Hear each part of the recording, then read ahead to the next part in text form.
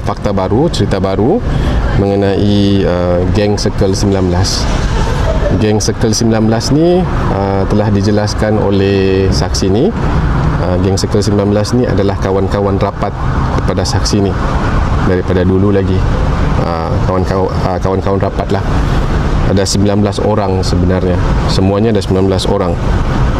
Dan saksi ini sebahagian daripada geng Circle 19 ni lah.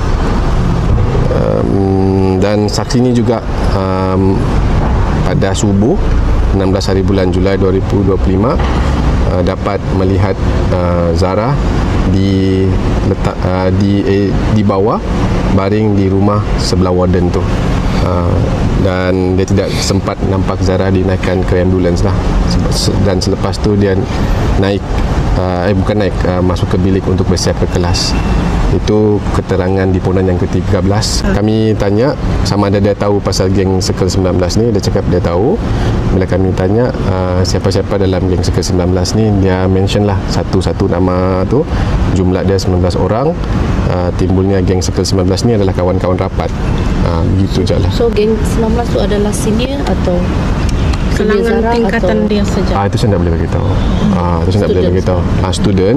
Students